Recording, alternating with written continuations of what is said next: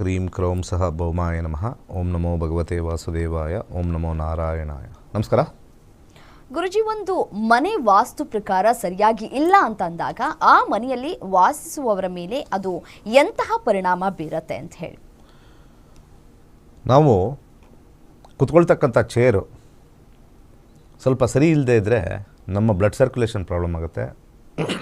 ಹಾಗೆ ನಮಗೆ ಕೆಲಸ ಮಾಡೋಕ್ಕೆ ಮನಸ್ಸು ಬರಲ್ಲ. ಹಾಗೆ ಕೂತಿರ್ತಕ್ಕಂಥ ಜಾಗವೇ ನಮಗೆ ಆ ಥರ ಆದಾಗ ನಾವು ವಾಸಿಸ್ತಕ್ಕಂಥ ಮನೆಯಲ್ಲಿ ಇರ್ತಕ್ಕಂಥ ಒಂದು ಫ್ರೀಕ್ವೆನ್ಸಿ ಬದಲಾದರೆ ಭಾಳಷ್ಟು ಡಿಫ್ರೆನ್ಷಿಯೇಷನ್ ಬರುತ್ತೆ. ಅಂದರೆ ಪರ್ಫೆಕ್ಟಾಗಿರ್ತಕ್ಕಂಥ ಅಲೈನ್ಮೆಂಟ್ ಇರಬೇಕು. ಈಗ ನಾವು ಮಲಗಬೇಕಾದ್ರೂ ಅಷ್ಟೇ, ಕೆಲವು ದಿಕ್ಕುಗಳು ಬಹಳ ಇಂಪಾರ್ಟೆಂಟ್ ಆಗುತ್ತೆ ಮಲಗಬೇಕಾದ್ರೆ. ಎಷ್ಟೋ ಸತಿ ಹೇಳ್ತಾರೆ, ನನಗೆ ಅದೇನೋ ಜಾಗ ಚೇಂಜ್ ಮಾಡಿದೆ ಸರಿಗೆ ನಿದ್ದೆ ಬರಲಿಲ್ಲ.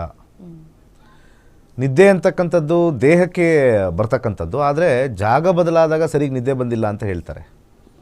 ಆ ರೀತಿಯಾಗಿರ್ತಕ್ಕಂಥ ಒಂದು ಕಾಂಬಿನೇಷನ್ನು ನಾವು ವಾಸ್ತುನಲ್ಲಿ ನೋಡ್ತೀವಿ. ಈ ವಾಸ್ತುನಲ್ಲಿ ಭಾಳ ವಿಶೇಷ ಏನು ಅಂತಂದರೆ, ಮೊದಲು ನಾವು ಭೂಮಿಯ ಒಂದು ಶಕ್ತಿ ಭಾಳ ಇಂಪಾರ್ಟೆಂಟ್ ಆಗುತ್ತೆ. ಅರ್ತ್ ಎನರ್ಜಿ ಅಂತ ಕರಿತೀವಿ, ಅಥವಾ ಇನ್ನೊಂದು ಕರೀತಾರೆ ನಮ್ಮ ಇಂಗ್ಲೀಷಲ್ಲಿ ಜಿಯೋಪಥಿಕ್ ಸ್ಟ್ರೆಸ್ ಅಂತ ಕರೀತಾರೆ. ಈ ಜಿಯೋಪಥಿಕ್ ಸ್ಟ್ರೆಸ್ ಯಾವ ಥರ ಆಗಿದೆ ಅಂದರೆ, ಇವತ್ತಿನ ದಿವಸ ಬ್ಯಾಂಗ್ಳೂರಲ್ಲಿ ಸಿಕ್ಕಾಪಟ್ಟೆ ಟನಲ್ಗಳು ಹಗ್ದಿದ್ದಾರೆ, ಆಮೇಲೆ ಈ ಡ್ರೈನೇಜ್ಗಳು ಹಗ್ದಿದ್ದಾರೆ, ಆಮೇಲೆ ಹಾಗೆ ಪೈಪ್ ಹಾಕೋಕ್ಕೆ, ನೀರು ಹಾಕೋಕ್ಕೆ ಎಲ್ಲ ಒಳಚರಂಡಿ ಮಾಡೋಕ್ಕೆ ಎಲ್ಲ ಅಗದು ಇಟ್ಟಿದ್ದೀವಿ. ಬಟ್ ನಮಗೆ ಏನನ್ಸುತ್ತೆ ಅಂದರೆ ಇದೆಲ್ಲ ನಾರ್ಮಲ್ ಅಲ್ವಾ ಅಂತ. ಬಟ್ ಆದರೆ ನೇಚರು ಹೇಗೆ ನ್ಯಾಚುರಲ್ಲಾಗಿ ಆ ಭೂಮಿನ ಹಾಗೆ ಬಿಟ್ಟಾಗ ಅದರಲ್ಲಿ ಎನರ್ಜಿ ಜಾಸ್ತಿ ಇರುತ್ತೆ. ಯಾವಾಗ ಸೃಷ್ಟಿ ಆಯಿತೋ ಆ ಸಮಯದಿಂದ, ನಾನು ಹೇಳ್ತಾ ಇರ್ತಕ್ಕಂಥದ್ದು ಆ ಸಮಯದಿಂದ ಸೃಷ್ಟಿ ಆದಾಗ್ಲಿಂದನೂ ಕೂಡ ಭೂಮಿ ಹೇಗಿತ್ತೋ ಹಾಗೇ ಬಿಟ್ಟರೆ ಜಿಯೋಪಥಿಕ್ ಸ್ಟ್ರೆಸ್ಲೆಸ್ ಇರುತ್ತೆ. ಯಾವಾಗ ಜಿಯೋಪತಿನ ನಾವು ಡಿಸ್ಟರ್ಬ್ ಮಾಡ್ತೀವಿ, ಅಗಿತೀವಿ, ಅಲ್ಲಿರ್ತಕ್ಕಂಥ ಒಂದು ಫೋರ್ಸ್ ಏನಾಗುತ್ತೆ, ಡಿಸ್ಟರ್ಬ್ ಆಗುತ್ತೆ. ಮತ್ತು ಅದಕ್ಕೇನೋ ಬೇರೆ ಫಿಲ್ ಮಾಡ್ತೀವಿ. ಸೊ ನ್ಯಾಚುರಲ್ ಆಗಿರ್ತಕ್ಕಂಥ ಮಣ್ಣಿಗೆ ನಾವು ಕಾಂಕ್ರೀಟ್ ಫಿಲ್ ಮಾಡ್ತೀವಿ. ಸೊ ಇಲ್ಲೇನಾಗುತ್ತೆ, ಇರ್ತಕ್ಕಂಥ ಒಂದು ವಾಸ್ತವವಾಗಿರ್ತಕ್ಕಂಥ ನೇಚರಲ್ಲಿ ನಾವು ತೊಗೊಂಡೋಗಿ ಡೆಡ್ ಮೆಟೀರಿಯಲ್ಸ್ ಹಾಕ್ತೀವಿ. ವಾಸ್ತುನಲ್ಲಿ ಸಿಮೆಂಟು, ಹಾಗೆ ಬರ್ತಕ್ಕಂಥ ಇಟ್ಟಿಗೆಗಳು, ಇವತ್ತೆಲ್ಲ ಸಿಮೆಂಟ್ ಇಟ್ಟಿಗೆಗಳೇ ಬರ್ತಾ ಇರ್ತಕ್ಕಂಥದ್ದು. ಇದನ್ನೆಲ್ಲ ನಾವು ಡೆಡ್ ಮೆಟೀರಿಯಲ್ಸ್ ಅಂತಲೇ ನಾವು ಕರೆಯೋದು. ಸೊ ಇಂಥ ವಿಚಾರದಲ್ಲಿ ಫಸ್ಟ್ ಆ್ಯಂಡ್ ಫಾರ್ಮೋಸ್ಟು ನಾವು ವಾಸ್ತುನ ಒಂದು ಮನೆ ಕಟ್ಟಕ್ಕಿಂತ ಮುಂಚೆ ಸರಿ ಮಾಡಬೇಕು. ಸೊ ಅದನ್ನು ಕರೆಕ್ಷನ್ ಮಾಡ್ತಕ್ಕಂಥ ಕೆಲವು ಶಾಸ್ತ್ರದಲ್ಲಿ ಬರೆದಿರ್ತಕ್ಕಂಥ ಕೆಲವು ಪದಾರ್ಥಗಳನ್ನ ನಾವು ಅಲ್ಲಿ ಹಾಕಬೇಕಾಗತ್ತೆ. ಮೊದಲಾಗಿ ಮನೆ ಕಟ್ಟೋರು ಏನು ಮಾಡ್ತಾರೆ, ಸಾಮಾನ್ಯವಾಗಿ ಒಬ್ಬರನ್ನ ಪುರೋಹಿತರನ್ನ ಕರೀತಾರೆ. ಈಶಾನ್ಯ ಮೂಲೆಯಲ್ಲಿ ಒಂದು ಒಳ್ಳೆ ಟೈಮ್ ನೋಡ್ತಾರೆ, ಮುಹೂರ್ತದ ಟೈಮ್ ನೋಡ್ತಾರೆ. ಮುಹೂರ್ತದ ಟೈಮ್ ನೋಡಾದ್ಮೇಲೆ ಅಲ್ಲಿ ಇಮಿಡಿಯೇಟಾಗಿ ಅಲ್ಲಿ ಒಂದು ಪೂಜೆ ಮಾಡಿಸ್ಬಿಟ್ಟು ಸ್ಟಾರ್ಟ್ ಮಾಡಿಬಿಡ್ತಾರೆ.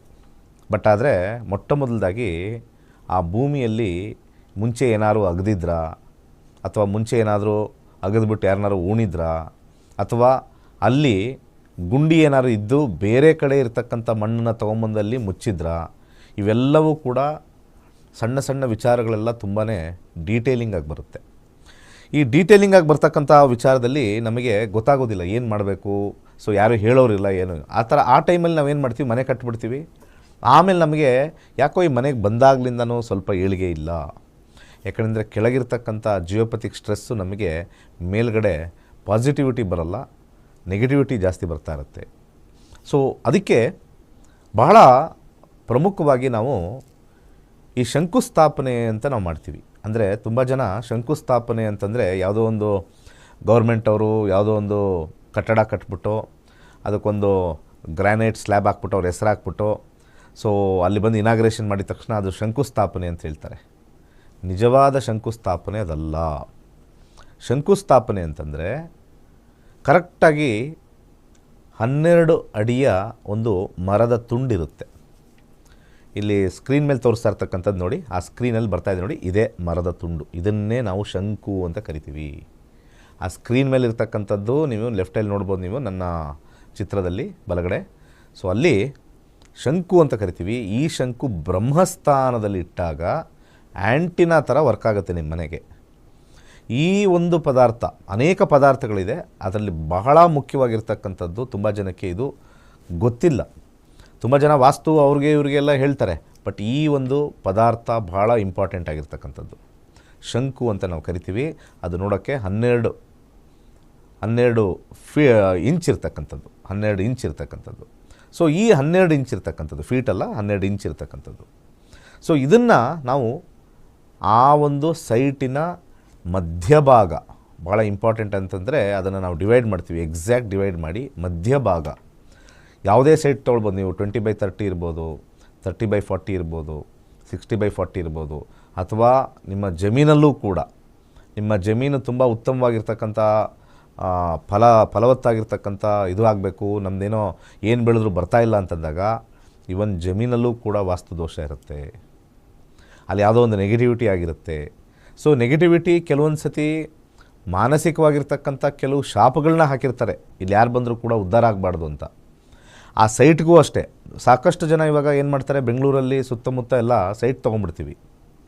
ಆ ಸೈಟ್ ತೊಗೊಂಡ್ಬಿಟ್ಟಾಗ ಅಲ್ಲಿ ಯಾರೋ ಒಬ್ಬರು ಬಿಲ್ಡರು ಕ್ಲೀನಾಗೆಲ್ಲ ಡೆವಲಪ್ ಮಾಡಿರ್ತಾರೆ. ಫಾರ್ ಎಕ್ಸಾಂಪಲ್ ಆ ಡೆವಲಪರು ಏನಾದ್ರು ಒಂದು ಬೇರೆ ರೀತಿ, ಒಂದು ಒಳ್ಳೆಯ ರೀತಿ ಅದನ್ನು ಖರೀದಿ ಮಾಡ್ದಲೆ ಕೆಟ್ಟ ರೀತಿ ಅದನ್ನು ಖರೀದಿ ಮಾಡಿ ಅಲ್ಲಿ ಸೈಟ್ಗಳು ಮಾಡಿ ಜನಗಳಿಗೆ ಅದನ್ನು ಮಾರಿದಾಗ ಆ ಪಾಪವನ್ನು ನಾವೆಲ್ಲ ಹಂಚ್ಕೋಬೇಕಾಗತ್ತೆ. ಅದಕ್ಕೆ ಕೆಲವು ಸೈಟ್ಗಳು ಈ ಜಾಗದಲ್ಲೇ, ಕೆಲವು ಸೈಟ್ ಇಲ್ಲಿ ತುಂಬ ಚೆನ್ನಾಗಿ ಮನೆಗಳು ಬಂದಿರುತ್ತೆ, ಫಸ್ಟ್ ಕ್ಲಾಸಾಗಿ ನೀಟಾಗಿ ಕಾಣಿಸ್ತಾ ಇರುತ್ತೆ. ಪಕ್ಕದಲ್ಲಿರ್ತಕ್ಕಂಥದ್ದು ಒಂದು ಮನೆಯೂ ಬಂದಿಲ್ಲ, ಬಂದಿರೋ ಮನೆಯೂ ಕೂಡ ಯಾರೂ ಇಲ್ಲ ಅಲ್ಲಿ, ಅಥವಾ ಅಲ್ಲಲ್ಲ ಒಂದು ಮನೆ ಬಂದಿದೆ, ಅಲ್ಲಿ ಫೆಸಿಲಿಟೀಸ್ ಇಲ್ಲ. ಪಕ್ಕದಲ್ಲಿರ್ತಕ್ಕಂಥ ಸರ್ವೆ ನಂಬರೇ ನಾನು ಮಾತಾಡ್ತಾ ಇರೋದು, ಅಲ್ಲಿರ್ತಕ್ಕಂಥ ಸರ್ವೆ ನಂಬರು, ಅಲ್ಲಿ ಮಾನಸಿಕವಾಗಿ ಬಂದಿರತಕ್ಕಂಥ ವೈಬ್ರೇಷನ್ಸ್ ಇರುತ್ತೆ. ಇದನ್ನೆಲ್ಲ ಕ್ಲಿಯರ್ ಮಾಡೋಕ್ಕೆ ವಾಸ್ತು ಕಿಟ್ಟು ಬಹಳಷ್ಟು ಹೆಲ್ಪ್ ಮಾಡುತ್ತೆ. ಆ ವಾಸ್ತು ಕಿಟ್ಟಲ್ಲಿ ಪ್ರಮುಖವಾಗಿರ್ತಕ್ಕಂಥದ್ದು ಇವತ್ತು ನಾನು ಮಾತಾಡ್ತಾ ಇರ್ತಕ್ಕಂಥದ್ದು ಶಂಕು ಅಂತ ನಾನು ಕರಿತೀನಿ. ಆ ಶಂಕುನಲ್ಲಿ ಭಾಳ ವಿಶೇಷ ಏನು ಅಂತಂದರೆ, ಫಸ್ಟ್ ಆ್ಯಂಡ್ ಫಾರ್ಮೋಸ್ಟ್ ಆ ಶಂಕುನ ನಾವು ಯಾವ ವುಡ್ಡಲ್ಲಿ ಮಾಡಿದ್ದೀವಿ ಅನ್ನೋದು ಭಾಳ ಇಂಪಾರ್ಟೆಂಟು. ಈ ಹಲಸಿನ ಮರದ ಶಂಕು ಭಾಳ ಶ್ರೇಷ್ಠ. ಸಾಮಾನ್ಯವಾಗಿ ಇವಾಗ ಈ ಮರ ಕಡಿಯೋಕ್ಕೆಲ್ಲ ಬಿಡದೇ ಇರೋ ಕಾರಣದಿಂದ ನಾವೇನು ಮಾಡ್ತೀವಿ, ಈಗ ಸಾಮಾನ್ಯವಾಗಿ ನಾವು ಟೀಕ್ ವುಡ್ಗೆ ಹೋಗ್ತಾಯಿದ್ವಿ. ಟೀಕ್ ಅಂದರೆ ಸ್ವಲ್ಪ ಸ್ಟ್ರಾಂಗ್ ಸಾಲಿಡ್ಡು. ಇವಾಗ ಮನೆಗಳಿಗೂ ಕೂಡ ಟೀಕ್ದು ಬರ ಆಗಿದೆ. ಮುಂಚೆ ಎಲ್ಲ ಈ ಹುಣಸೂರು ಟೀಕ್ ಬರೋದು, ಅಥವಾ ಬರ್ಮಾ ಟೀಕ್ ಅಂತ ಬರೆಯೋದು, ಆಮೇಲೆ ಈಗ ಮಲೇಷ್ಯಾ ಟೀಕ್ ಅಂತಾಯಿತು. ಈಗ ಟೀಕ್ ಅನ್ನೋದು ಬಹಳ ಕಮ್ಮಿ ಆಗಿಬಿಟ್ಟಿದೆ. ಯಾಕಂದರೆ ಟೀಕ್ ವುಡ್ಡು ತುಂಬ ಸ್ಟ್ರಾಂಗ್ ಆಗಿರ್ತಕ್ಕಂಥದ್ದು, ಅದರದ ಫ್ರೀಕ್ವೆನ್ಸಿ ಸ್ವಲ್ಪ ಹೆಚ್ಚಾಗಿರ್ತಕ್ಕಂಥದ್ದು ನಾವು ನೋಡಿರ್ತೀವಿ. ಹಾಗೆ ಭಾಳ ಇಂಪಾರ್ಟೆಂಟ್ ಆಗಿರ್ತಕ್ಕಂಥ ಇನ್ನೊಂದು ವಿಚಾರ ಏನು ಅಂತಂದರೆ, ಇನ್ನೊಂದು ಕಡೆ ನಾವು ಶಂಕುಸ್ಥಾಪನೆ ಮಾಡಬೇಕಾದ್ರೆ ಈ ಒಂದು ಮ್ಯಾಂಗೋ ವುಡ್, ಮಾವಿನ ಮರದ ಒಂದು ತೊಗಟೆ, ಮಾವಿನ ಮರದ ಒಂದು ಕಾಂಡ ಅಂತ ಕರಿತೀವಿ, ಕಾಂಡವನ್ನು ನಾವು ಕಟ್ ಮಾಡ್ತೀವಿ. ಇವತ್ತು ಮಾರ್ಕೆಟಲ್ಲಿ ಎಲ್ಲ ಕಡೆ ಮಾವಿಂದು ಕಟ್ ಮಾಡಿ ಕೊಟ್ಟಿರ್ತಕ್ಕಂಥದ್ದು, ಅಥವಾ ಯಾರು ವೆಂಡರ್ ಕೊಟ್ಟಾಗ ಅದನ್ನು ಮಾಡಿರ್ತೀವಿ. ಸೊ ಆ ರೀತಿ ಇದು 2ನೇ ದರ್ಜೆಗೆ ಬರುತ್ತೆ. ಇನ್ನೊಂದು ಈ ನೇರಳೆ ಹಣ್ಣಿನ ಮರ, ಅದು ವಿಶೇಷ. ಇದು ಕೂಡ ಆ ಭೂಮಿಲಿರ್ತಕ್ಕಂಥ ನೆಗೆಟಿವ್ ಎನರ್ಜೀಸ್ನ ತೆಗೆದಾಕತ್ತೆ. ಹಾಗೆ ಕೊನೆಯದಾಗಿ ನಾನು ಆಲ್ರೆಡಿ ಹೇಳ್ದಂಗೆ ಟೀಕ್ ವುಡ್ಡು. ಭಾಳ ಹಿಂದೆ ಶಂಕುಸ್ಥಾಪನೆನ ಸ್ಯಾಂಡಲ್ವುಡ್ ಗಂಧದಲ್ಲಿ ಮಾಡ್ತಾಯಿದ್ರಂತೆ.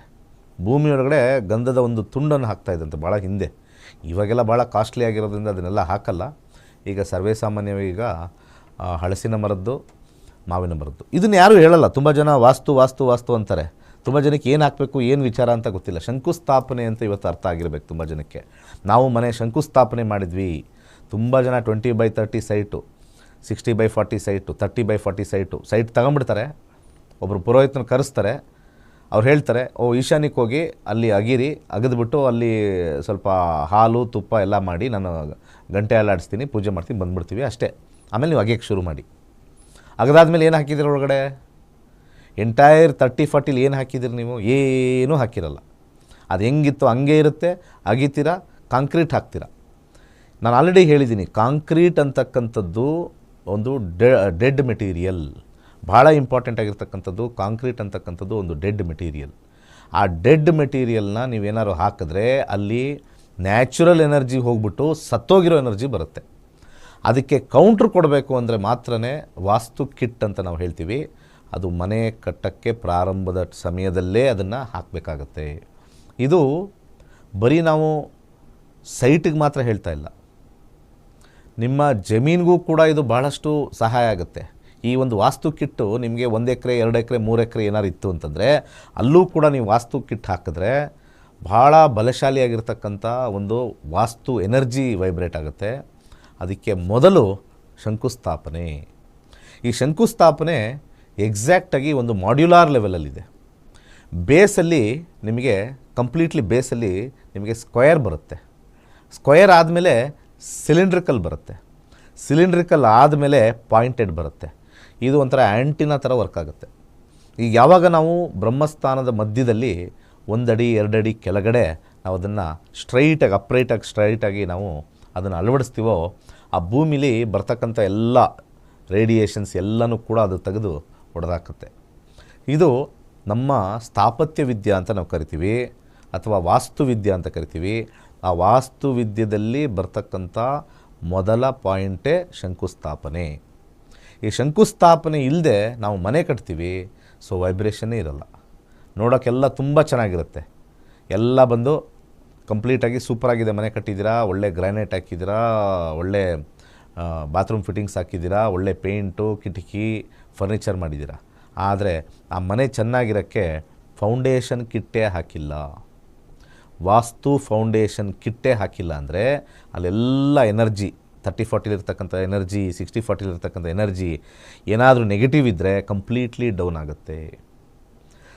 ತುಂಬ ಜನ ಮನೆ ಕಟ್ಟೋ ಸಂಭ್ರಮದಲ್ಲಿರ್ತೀರ ನೀವೆಲ್ಲ. ಆದರೆ ಆ ಸಂಭ್ರಮದಲ್ಲಿ ಕಟ್ಟಕ್ಕಿಂತ ಮುಂಚೆನೇ ನಾವು ಎನರ್ಜೈಸ್ ಮಾಡೋಣ, ಮುಂದೆ ಅದು ಕಂಪ್ಲೀಟಾಗಿ ಯಾವುದೇ ಒಂದು ತಕರಾರಿಲ್ಲದೆ ಹೋಗಬೇಕು. ಸಾಕಷ್ಟು ಜನ ಇವತ್ತು ಮನೆ ಕಟ್ಟೋ ವಿಚಾರದಲ್ಲಿ ಸ್ಟಾರ್ಟ್ ಮಾಡಿಬಿಡ್ತಾರೆ, ಆದರೆ ಕೆಲವೊಂದು ಸತಿ ಮುಗಿಯೋದೇ ಇಲ್ಲ. ಕೆಲವೊಂದು ಸತಿ ಆ ಕಾಂಟ್ರಾಕ್ಟ್ರು ಯಾರು ಮಾಡ್ತಾ ಇರ್ತಾರೋ ಕೈ ಕೊಡ್ತಾರೆ. ಇವಾಗ ತುಂಬ ಜನ ಏನು ಮಾಡ್ತಾರೆ, ನಾವು ಮಟೀರಿಯಲ್ ಕಾಂಟ್ರಾಕ್ಟ್ ಕೊಟ್ಬಿಡ್ತೀವಿ ಅಂತ ಹೇಳ್ತಾರೆ. ಅಂದರೆ ಮಟೀರಿಯಲ್ ನಾವು ತೊಗೊಂಬರ್ತೀವಿ, ನೀವು ಜಸ್ಟ್ ಕಟ್ಸಿ ಅಂತ ಹೇಳ್ತಾರೆ. ಅಲ್ಲೂ ಕೂಡ ಮಾಡ್ತಾರೆ, ಮಟೀರಿಯಲ್ ತಂದು ಹಾಕಿರ್ತಾರೆ, ಅವ್ರು ಬಂದು ಕೆಲಸ ಮಾಡಲ್ಲ, ನಿಂತೋಗುತ್ತೆ. ಇವೆಲ್ಲ ಸುರಾಗವಾಗಿ ನಡಿಬೇಕು ಅಂತಂದರೆ ಅಲ್ಲಿ ನಮಗೆ ವಾಸ್ತು ಕಿಟ್ಟು ಬಹಳ ಇಂಪಾರ್ಟೆಂಟ್. ಸೊ ಯಾವುದೇ ಒಂದು ನಮ್ಮ ಬ್ರಹ್ಮಸ್ಥಾನದಲ್ಲಿ ಹಾಕ್ತಕ್ಕಂಥ ಶಂಕುಸ್ಥಾಪನೆ ಬಹಳ ಇಂಪಾರ್ಟೆಂಟ್ ಆಗುತ್ತೆ. ಸೊ ಇದು ಮನೆ ಆಲ್ರೆಡಿ ಕಟ್ಟಿದ್ದೀವಿ ಅಂತಂತ ಅಂದಾಗ ಇದು ಸ್ವಲ್ಪ ಕಷ್ಟವಾಗುತ್ತೆ ಇದನ್ನು ಹಾಕೋಕ್ಕೆ. ಈ ಒಂದು ಎಕ್ಸ್ಟರ್ನಲ್ ಯಾವುದನ್ನು ವಾಸ್ತು ಕಿಟ್ ಅಂತ ನಾವೇನು ಹೇಳ್ತೀವಿ, ಫೌಂಡೇಶನ್ ಕಿಟ್ ಅಂತ ಏನು ಹೇಳ್ತೀವಿ, ಆ ವಾಸ್ತು ಫೌಂಡೇಶನ್ ಕಿಟ್ಟು ಭಾಳ ಟಫ್ ಆಗುತ್ತೆ. ಮನೆ ಕಟ್ಟಾದಮೇಲೆ ಇಂಟರ್ನಲ್ ವಾಸ್ತು ಕಿಟ್ ಅಂತ ನಾವು ಮಾಡ್ತೀವಿ, ಅಲ್ಲಿ ಆಲ್ರೆಡಿ ಆಗಿಲ್ಲದೆ ಇದ್ದಾಗ ಅದು ಎರಡನ್ನೂ ಕಂಬೈನ್ ಮಾಡಾಕ್ದಾಗ, ಯಾಕಂದರೆ ನಾವು ಎಷ್ಟೋ ಲಕ್ಷ ಖರ್ಚು ಮಾಡ್ತೀವಿ ಹಾಗೆ. ಓಕೆ ಗುರುಜಿ, ಮನೆಗೆ ವಾಸ್ತು ಎಷ್ಟು ಮುಖ್ಯ ಅನ್ನೋದ್ರ ಬಗ್ಗೆ ಮಾಹಿತಿಯನ್ನು ತಿಳಿಸ್ಕೊಟ್ರಿ. ಅದೇ ರೀತಿಯಾಗಿ ಮನೆಯ 4 ಮೂಲೆಗಳಲ್ಲಿ ಯಾವ ಮೂಲೆಯಲ್ಲಿ ಏನಿದ್ರೆ ಒಳಿತು ಅನ್ನೋದ್ರ ಬಗ್ಗೆ ನಾವು ನಿಮಗೆ ಮಾಹಿತಿಯನ್ನು ತಿಳಿಸ್ತಾ ಹೋಗ್ತೀವಿ. ಆದರೆ ಅದಕ್ಕೂ ಮುನ್ನ ಒಂದು ವಿರಾಮ ತೆಗೆದುಕೊಂಡು ಬೇಗ ವಾಪಸ್ಸಾಗೋಣ.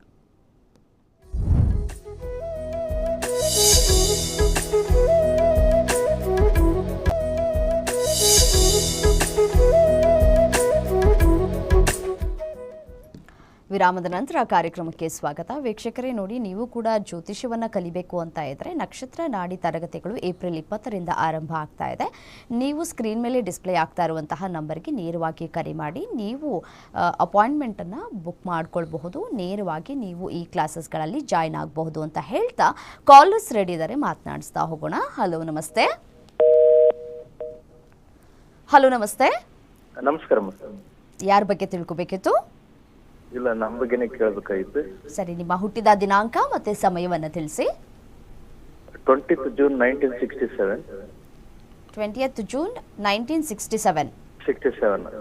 ಓಕೆ, ಸಮಯ ತಿಳಿಸಿ. 7:15 AM. 7:15 AM. ಎಲ್ಲಿ ಹುಟ್ಟಿದ್ದು? ಇಲ್ಲ, ಬೆಂಗಳೂರು.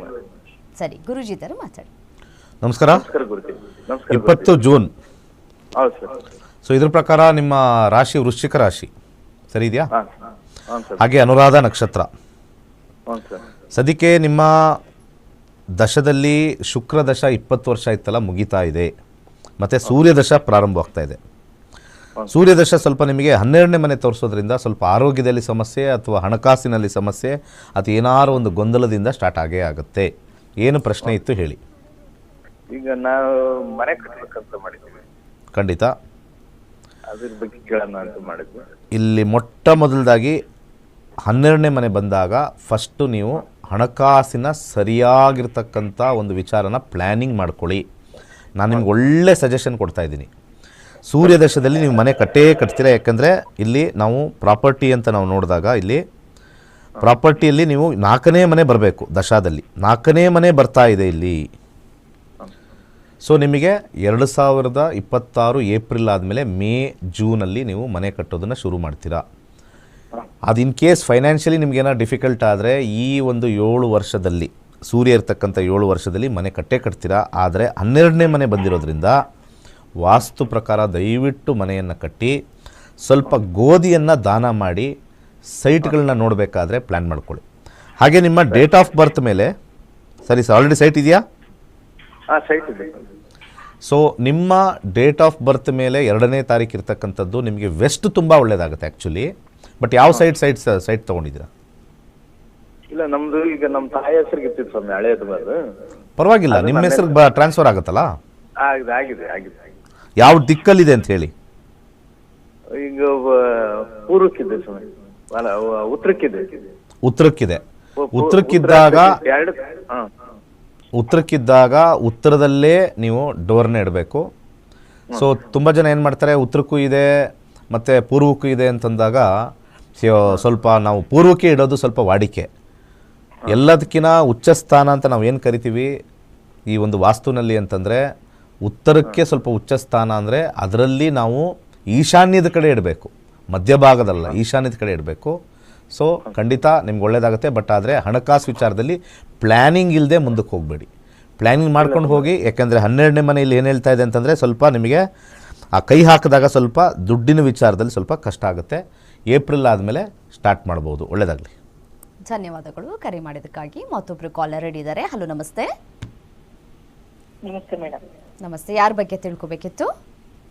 ಯಜಮಾನ್ರ ಬಗ್ಗೆ ಕೇಳಬೇಕಿತ್ತು. ಅವರ ಹುಟ್ಟಿದ ದಿನಾಂಕ ಮತ್ತು ಸಮಯವನ್ನು ತಿಳಿಸಿ. ದಿನಾಂಕ ಗೊತ್ತಿಲ್ಲ ಮೇಡಮ್, ನಂಬರ್ ಇದ್ರ ಬಗ್ಗೆ. ಸರಿ, 1ರಿಂದ 249 ಪ್ರಶ್ನಾಶಾಸ್ತ್ರಕ್ಕೆ ಹೋಗೋಣ. ನಂಬರ್ ಹೇಳಿ. 39. ಸರಿ, ಗುರುಜಿ ಇದ್ದಾರೆ, ಮಾತಾಡಿ. 39 ಹೇಳಿದ್ದು? ಸರ್ ನಮಸ್ಕಾರ. 39ರಲ್ಲಿ ಪ್ರಶ್ನಾಶಾಸ್ತ್ರದಲ್ಲಿ ನೋಡೋಣ. 10ನೇ ಮನೆ 9ನೇ ಮನೆ ಹೇಳಿ ಮೇಡಮ್. ನೀವು ಹೇಳಿದ್ದು ಕೈಲಾಶ ಯಂತ್ರ, ನೀವು ತೋರಿಸ್ತಾ ಇರೋ ವಾಸ್ತು ಕಿಟ್ಟು, ಮತ್ತೆ ನಿಮ್ಮ ಹತ್ರ ಕಾಲ್ ಮಾಡಿದ್ವಿ ನಾವು. ಇಷ್ಟೇ ವರ್ಷದಲ್ಲಿ ಮನೆ ಕಟ್ಟಕ್ಕೆ ಯೋಗ್ಯತೆ ಇದೆ, ಹೋಗ್ತೀರಾ ಅಂತ ಹೇಳಿದ್ರೆ ಹಂಗೆ ಆಗಿದೆ. ಓಕೆ, ಒಳ್ಳೆಯದಾಗಲಿ. ಜಾತಕದಲ್ಲೂ ಬರಬೇಕು, ನಮಗೆ ವಾಸ್ತುದು ಪಾಸಿಟಿವ್ ಇರಬೇಕು. ಹೇಳಿ. ಅದು ಮನೆ ಕಟ್ಟಿದ್ವಿ, ಈಗ ಅತ್ತೆ ತೀರೋಗಿದ್ದ ಕಾರಣ ಹೋಗಕ್ ಆಗ್ಲಿಲ್ಲ, ಸ್ವಲ್ಪ ವ್ಯತ್ಯಾಸ ಆಯ್ತು. ಸರಿ, ಮನೆ ಅಂತೂ ಕಟ್ಟಕ್ಕಿರ್ತೀರಲ್ರಿ, ಕಟ್ಟಿದ್ವಿ ಗುರುಗಳೇ. ಆದ್ರೆ ಈಗ ಯಜಮಾನ್ರಿಗೆ ಯಾಕೋ ತುಂಬಾ ಹುಷಾರಿಲ್ದಿರ ಆಗಿದೆ. ಮನೆ ಕಟ್ಟಿದ್ದು ದಿಕ್ಕು ಯಾವುದು? ಪೂರ್ವ ದಿಕ್ಕು. ಪೂರ್ವ ದಿಕ್ಕಲ್ಲಿ ಕಟ್ಟಿದ್ದೀರಾ. ಸೊ ನಿಮ್ಮ ಯಜಮಾನರಿಗೆ ಹುಷಾರಿಲ್ಲ ಅಂತಂದಾಗ ಅಂದ್ರೆ ನಾವು ಆ ಮನೆಗೆ ಹೋಗಿಲ್ಲ, ಬಾಡಿಗೆಲ್ಲೇ ಇದೀವಿ. ಪರವಾಗಿಲ್ಲ, ಕಟ್ಟಿದ್ರು ಕೂಡ ಸ್ವಲ್ಪ ವೈಬ್ರೇಷನ್ ಇರುತ್ತಲ್ಲಿ. ಆ ವಾಸ್ತು ಕಿಟ್ ಎಲ್ಲ ನೀವು ಹೇಳಿದ್ದು ಆಯ್ತು, ಹೇಳ್ತೀನಿ ಮುಂದುವರಿಸ್ತೀನಿ. ನೀವೆಲ್ಲ ವಾಸ್ತು ಕಿಟ್ ಹಾಕಿದ್ದೀರಾ, ಭಾಳ ಮುಂದುವರಿಸ್ತೀನಿ. ಅಲ್ಲಿ ನೀವು ಒಂದೇ ಒಂದು ವಿಚಾರನ, ಒಂದು ಸಿಂಪಲ್ ಆಗಿರ್ತಕ್ಕಂಥದ್ದನ್ನು ಹೇಳ್ತೀನಿ, ಅದನ್ನು ಮಾಡಿ. ಸೊ ಆ ಮನೆಯಲ್ಲಿ ಈಗ ಇನ್ನೂ ಖಾಲಿ ಇದೆ, ಕರೆಕ್ಟಾ? ಇಲ್ಲ ಗುರುಗಳ, ನಿನ್ನೆ ಒಂದು ತಿಂಗಳಾಯ್ತು, ಯಾರೋ ಬೇರೆಯವ್ರಿಗೆ ಬಾಡಿಗೆ ಕೊಟ್ವಿ.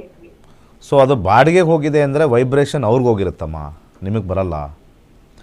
ನೀವು ಸ್ವಂತ ಮನೆ ಕಟ್ಟೋದು ನೋಡಿ, ಇಲ್ಲಿಗೆ ಹೇಳ್ತೀನಿ ನೋಡಿ, ಯಾವ ಥರ ಅರ್ಥ ಮಾಡ್ಕೊಳ್ಳಿ. ಈಗ ನನ್ನ ಹತ್ರ ಒಂದು 5 ಮನೆ ಇರುತ್ತೆ. 5 ಮನೆ ಕಟ್ಟಿದ ತಕ್ಷಣ ನಾನಿದ್ದಾಗ ಮಾತ್ರ ನನಗೆ ಎಫೆಕ್ಟು, ಅರ್ಥ ಆಯ್ತಾ? ನಾನು ಇಲ್ಲದೆ ಇದ್ದಾಗ ಅದ್ರ ಎಫೆಕ್ಟ್ ಏನಕ್ಕೂ ಇರಲ್ಲ ಅಲ್ವಾ. ನಾನಿವಾಗ ಕಾಶ್ಮೀರ್ಗೆ ಹೋದರೆ ಕಾಶ್ಮೀರಲ್ಲಿ ಚಳಿ ಆಗುತ್ತೆ, ಎಲ್ಲಿದ್ದೀನೋ ಅಲ್ಲಿ ಚಳಿ. ಸೊ ಕಾಶ್ಮೀರ್ ನಮ್ಮೂರೇ, ಬಟ್ ನಾನು ಇಲ್ಲಿದ್ದೀನಿ ಅಂದರೆ ಇಲ್ಲಿ ಚಳಿ ಆಗ್ತಾ ಇದೆ ಅಂತ ಹೇಳೋಕ್ಕಾಗಲ್ಲ. ಸೊ ಹಾಗೆ ಆಲ್ರೆಡಿ ಯಾರಿಗಾರು ಬೇರೆಯವ್ರಿಗೆ ಕೊಟ್ಟಿದ್ರೆ ವೈಬ್ರೇಷನ್ ಅವ್ರಿಗೆ ಚೇಂಜ್ ಆಗಿರುತ್ತೆ. ಸೊ ನಿಮ್ಮ ಯಜಮಾನರಿಗೆ ಹುಷಾರಿಲ್ಲ ಅಂತಂದರೆ ನೀವಿರ್ತಕ್ಕಂಥ ಜಾಗದ ಮೇಲೇ ಡಿಪೆಂಡ್ ಆಗುತ್ತೆ. ಇದನ್ನು ಸಾಮಾನ್ಯವಾಗಿ ಅರ್ಥ ಮಾಡ್ಕೊಳ್ಳಿ. ಪ್ರಶ್ನಾಶಾಸ್ತ್ರದಲ್ಲಿ ಆರೋಗ್ಯದ ವಿಚಾರ ಹೇಳಿರೋ ಕಾರಣದಿಂದ 7ನೇ ಮನೆ ನಿಮ್ಮ ಹಸ್ಬೆಂಡ್ ವಿಚಾರದಲ್ಲಿ ರಾಹು 9ನೇ ಮನೆ ಬಂದಿರೋದ್ರಿಂದ ಎಕ್ಸೈಸಿನ ಕೊರತೆ ಅಂತ ನಾವು ಫಸ್ಟ್ ಹೇಳ್ತೀವಿ. ನಿಮ್ಮ ಯಜಮಾನರು ವಾಕಿಂಗ್ ಮಾಡಬೇಕು. ರಾಹು ಯಾವಾಗಲೂ ಕೂಡ 9ನೇ ಮನೆ ಬಂದಾಗ ಸೋಂಬೇರಿತನವನ್ನು ತರುತ್ತೆ. ಸೊ ಯಾವಾಗ ರಾಹು 9ನೇ ಮನೆ ಬರುತ್ತೋ ಸ್ವಲ್ಪ ಆರೋಗ್ಯದಲ್ಲಿ ಹೆಚ್ಚು ಕಮ್ಮಿ ಅಂತಂದರೆ ಬೆಳಿಗ್ಗೆ ಎದ್ದು ವಾಕಿಂಗ್ ಮಾಡಿದ್ರೆ ಪಾಸಿಟಿವ್ ಆಗಿದೆ. ಆದರೆ 9ನೇ ಮನೆ ಬಂದಾಗ ನಿಮಗೆ ಅಷ್ಟು ಅಷ್ಟು ಸಮಸ್ಯೆ ಆಗದೇ ಇರತಕ್ಕಂಥ ಒಂದು ಕಾಯಿಲೆ. ಹಾಗೆ ನಿಮ್ಮ ಟ್ಯಾಬ್ಲೆಟನ್ನು ನಾರ್ತ್ ಈಸ್ಟ್ ಅಂತ ಒಂದು ಜಾಗ ಇದೆ, ನಾರ್ತ್ ಈಸ್ಟ್, ಅದರಲ್ಲಿ ಉತ್ತರ ಈಶಾನ್ಯದಲ್ಲಿ ನೀವು ಟ್ಯಾಬ್ಲೆಟ್ ಇಟ್ಟರೆ ಕರೆಕ್ಟಾಗಿ ವರ್ಕ್ ಆಗುತ್ತೆ. ಇದನ್ನು ನಾವು ಏನು ಮಾಡಬೇಕು, ಕಾಂಪಾಸಲ್ಲಿ ನೋಡಿ ಅಲ್ಲಿ ಆ ಜಾಗದಲ್ಲಿ ಟ್ಯಾಬ್ಲೆಟ್ ಇಟ್ಟರೆ ವಂಡರ್ಫುಲ್ಲಾಗಿ ವರ್ಕ್ ಆಗುತ್ತೆ. ಟ್ಯಾಬ್ಲೆಟ್ ನಾವು ತೊಗೊಂಡಾಗ ಎನರ್ಜೈಸ್ ಆಗುತ್ತೆ. ಸೊ ಈಗಿರ್ತಕ್ಕಂಥ ವಾಸ್ತುನ ನೀವು ನೋಡ್ಕೋಬೇಕಾಗತ್ತೆ. ಪ್ಲಸ್ ಜಾತಕದಲ್ಲಿ ಎಕ್ಸಸೈಸ್ ಅಂತ ಬಂದಿದೆ ನೋಡಿ, ಎರಡನ್ನೂ ನಾವು ಕಂಬೈನ್ ಮಾಡ್ತಾ ಇದ್ದೀವಿ. ಒಂದು ಜಾತಕ ನೋಡ್ತಾ ಇದ್ದೀವಿ, ಆಮೇಲೆ ವಾಸ್ತುನೂ ನೋಡ್ತಾ ಇದ್ದೀವಿ. ಎರಡನ್ನೂ ನಾವು ಕಂಬೈನ್ ಮಾಡಿದಾಗ ನಾವು ತುಂಬ ಅದ್ಭುತವಾಗಿರ್ತಕ್ಕಂಥ ಜೀವನ ಮಾಡ್ಬೋದು. ಒಳ್ಳೆಯದಾಗಲಿ. ಧನ್ಯವಾದಗಳು ಕರೆ ಮಾಡಿದ್ದಕ್ಕಾಗಿ. ಮತ್ತೊಬ್ರು ಕಾಲರ್ ಇದ್ದಾರೆ. ಹಲೋ, ನಮಸ್ತೆ. ನಮಸ್ತೆ ಮ್ಯಾಮ್. ಯಾರ ಬಗ್ಗೆ ತಿಳ್ಕೊಬೇಕಿತ್ತು? ಮ್ಯಾಮ್ ನನ್ನ ಬಗ್ಗೆನೇ ತಿಳ್ಕೊಬೇಕಾಗಿತ್ತು. ಸರಿ, ನಿಮ್ಮ ಹುಟ್ಟಿದ ದಿನಾಂಕ ಮತ್ತು ಸಮಯವನ್ನ ತಿಳಿಸಿ. 8/4/2006. ಸಮಯ ತಿಳಿಸಿ. 8:42 AM ಬೆಳಗ್ಗೆ. ಓಕೆ, ಎಲ್ಲಿ ಹುಟ್ಟಿದ್ದು? ಮೈಸೂರು. ಸರಿ, ಗುರೂಜಿ ಇದ್ದಾರೆ, ಮಾತಾಡಿ. ನಮಸ್ಕಾರ ಮೇಡಮ್. ನಮಸ್ಕಾರ ಗುರುಜಿ. ಗುರುಜಿ, ಆರೋಗ್ಯದ ಬಗ್ಗೆ ಕೇಳಬೇಕಾಗಿತ್ತು. ಆರೋಗ್ಯ ಶಿವರಾತ್ರಿ ಹಬ್ಬದ ದಿನ ನನಗೆ ಆರೋಗ್ಯದಲ್ಲಿ ಸಮಸ್ಯೆ ಆಗಿ ಹಾಸ್ಪಿಟಲ್ ಅಡ್ಮಿಟ್ ಆಗೋ ಥರ ಆಗಿತ್ತು. ಓಕೆ, ಈಗ ಹೆಂಗಿದೆ ಆರೋಗ್ಯ ಅಂತ ಸ್ವಲ್ಪ ಹೇಳ್ಬೋದಾ? ನೋಡೋಣ. ನಾವು ಸ್ವಲ್ಪ ಅಂತರ್ಭುಕ್ತಿ ಲೆವೆಲಲ್ಲಿ ಹೋಗಿ ಸ್ವಲ್ಪ ಅದೇನೇ ಸಮಸ್ಯೆ ಇದೆಯಾ ಇಲ್ವಾ ಅಂತ ನೋಡೋಣ. 2027ವರೆಗೂ ಚಂದ್ರಭುಕ್ತಿ, ಅದರಲ್ಲಿ 2026 ಮಾರ್ಚ್ವರೆಗೂ ಚಂದ್ರ ಪ್ರಾರಂಭವಾಯಿತು. ಚಂದ್ರದಶ, ಭುಕ್ತಿ, ಚಂದ್ರ ಅಂತರ್ಭುಕ್ತಿ ಸ್ಟಾರ್ಟ್ ಆಯಿತು. ಅದರಲ್ಲಿ ಆರೋಗ್ಯ ವಿಚಾರದಲ್ಲಿ ನಾವು ನೋಡಿದಾಗ ಹೆಲ್ತ್ ಅಂತ ಹಾಕಿ ಡೀಟೇಲಾಗಿ ನೋಡೋಣ ಹೇಗಿದೆ ಅಂತ. ಸೊ ಇಲ್ಲಿ ಚಂದ್ರನ ಒಂದು ಕಾಂಬಿನೇಷನ್, ಸೂರ್ಯ ಆದಮೇಲೆ ಚಂದ್ರ ಬರ್ತಾನೆ. ಚಂದ್ರ ಬಂದಿದ್ದಾಗ ಇಲ್ಲಿ 4-12 ಮೇಜರಾಗಿಲ್ಲ, ಅಂದರೆ ಫುಡ್ ಇಂದ ಪ್ರಾಬ್ಲಮ್ ಆಗಿದೆ. ಯಾವಾಗ ನಾವು 2ನೇ ಮನೆ ಬರುತ್ತೋ ನೀವು ಆಹಾರದ ವ್ಯತ್ಯಾಸದಿಂದ ಆಗಿದೆ. ಉಪವಾಸ ಇದ್ರೂ ಏನೋ ಗೊತ್ತಿಲ್ಲ ನನಗೆ, ಇಲ್ಲ ಉಪವಾಸ ಅಥವಾ ಏನಾದ್ರು ತಿಂದಿರ್ತಕ್ಕಂಥದ್ದು ಫುಡ್ ಪಾಯ್ಸನಿಂಗ್ ಅಂತ ಇಲ್ಲಿ ಚಂದ್ರನಲ್ಲಿ ಬರ್ತಾ ಇರ್ತಕ್ಕಂಥದ್ದು. ತಿಂದಿರ್ತಕ್ಕಂಥ ಆಹಾರದಿಂದ ಸ್ವಲ್ಪ ಏನಾದ್ರು ವ್ಯತ್ಯಾಸ ಆಗಿರೋದು ಅಂತ ಬರುತ್ತೆ. ಮಂಗಳ 2ನೇ ಮನೆ ಬಂದಿರೋದ್ರಿಂದ ತೊಗರಿ ಬೇಳೆಯನ್ನು ಮಂಗಳವಾರ ದಾನ ಮಾಡಿ, ಹಿಂದೆ ದಾನ ಮಾಡಿ, ಭಾಳ ಒಳ್ಳೆಯದಾಗುತ್ತೆ. ಆಮೇಲೆ ಅಂಥ ಮೇಜರ್ ಪ್ರಾಬ್ಲಮ್ ಇಲ್ಲ. ಈಗ ಸರೋಗಿದ್ದೀರಾ, ಹೋಗಲಿ, ಅಟ್ಲೀಸ್ಟ್ ಇವಾಗ ಚೆನ್ನಾಗಿದ್ದರೆ ಓಕೆ, ನಮ್ಮ ಗುಡ್. ಇವಾಗ ಚೆನ್ನಾಗಿದ್ದೀರಾ? ಸರಿ ಹೋಗಿದೆ ಇವಾಗ. It is only food. ಯಾವುದೋ ಒಂದು 2 ದಿವಸ 3 ದಿವಸ ತಿಂದಿರೋದೋ ಅಥವಾ ಆ ಟೈಮಲ್ಲಿ ತಿಂದಿರೋದೋ ಸ್ವಲ್ಪ 2ನೇ ಮನೆ ಫುಡ್ಡಿಂದ ಡಿಸ್ಟರ್ಬೆನ್ಸ್ ಅಂತ ಬರುತ್ತೆ. ತೊಗರಿ ಬೇಳೆನ ದಾನ ಮಾಡಿ, ಖಂಡಿತ ಒಳ್ಳೆಯದಾಗುತ್ತೆ. ಇದು ಶಾರ್ಟ್ ಟರ್ಮ್ ಆಗಿರೋದ್ರಿಂದ ಏನೂ ತಲೆ ಕೆಡಿಸ್ಕೊಬಿಡಿ. ಒಳ್ಳೆಯದಾಗಲಿ. ಧನ್ಯವಾದಗಳು ಕರೆ ಮಾಡಿದ್ದಕ್ಕಾಗಿ. ಮತ್ತೊಬ್ರು ಕಾಲರ್ ಇದ್ದಾರೆ. ಹಲೋ, ನಮಸ್ತೆ. ಹಲೋ, ನಮಸ್ತೆ ಮೇಡಮ್. ಯಾರ ಬಗ್ಗೆ ತಿಳ್ಕೊಬೇಕಿತ್ತು? ನಮ್ಮ ಮಗನ ಬಗ್ಗೆ ರೀ. ನಿಮ್ಮ ಮಗನ ಹುಟ್ಟಿದ ದಿನಾಂಕ ಮತ್ತು ಸಮಯವನ್ನ ತಿಳಿಸಿ. 24/8/1998. ಸರಿ, ಸಮಯ ತಿಳಿಸಿಮ್ಮ. ರಾತ್ರಿ 11:55. ರಾತ್ರಿ 11:55. ಎಲ್ಲಿ ಹುಟ್ಟಿದ್ದು?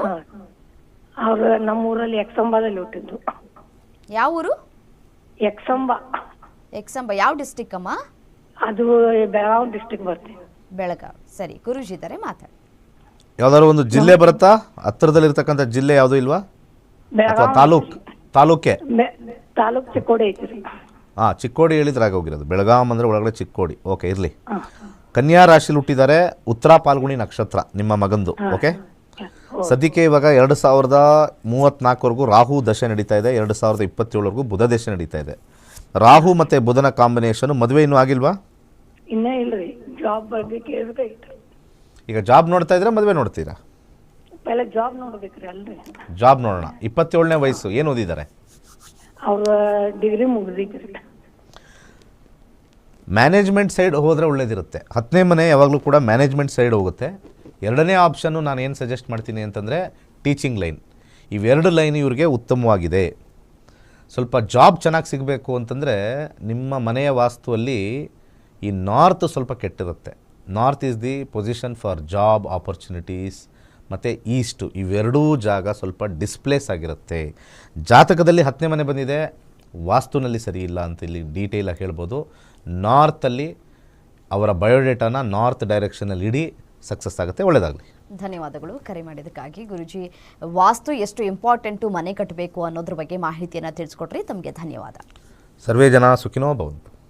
ನಿಮ್ಮ ಮನೆಯ ವಾಸ್ತು ದೋಷಗಳ ಬಗ್ಗೆ ಇನ್ನೂ ಹೆಚ್ಚಿನ ಮಾಹಿತಿ ಬೇಕು ಅಂತ ಇದ್ದರೆ ಸ್ಕ್ರೀನ್ ಮೇಲೆ ನಂಬರ್ ಡಿಸ್ಪ್ಲೇ ಆಗ್ತಾ ಇದೆ, ಆ ನಂಬರ್ಗೆ ನೋಟ್ ಡೌನ್ ಮಾಡಿಕೊಂಡು ಆ ನಂಬರಲ್ಲಿ ಅಪಾಯಿಂಟ್ಮೆಂಟ್ ತೆಗೆದುಕೊಂಡು ನೀವು ಸಲಹೆಗಳನ್ನು ಪಡ್ಕೊಳ್ಬಹುದು ಅಂತ ಹೇಳ್ತಾ ಇದಾಗಿತ್ತು ಇವತ್ತಿನ ವಿಶೇಷ. ನೋಡ್ತಾ ಇರಿ ಗ್ಯಾರಂಟಿ ನ್ಯೂಸ್, ಸುದ್ದಿ ಖಚಿತ, ನ್ಯಾಯ ನಿಶ್ಚಿತ.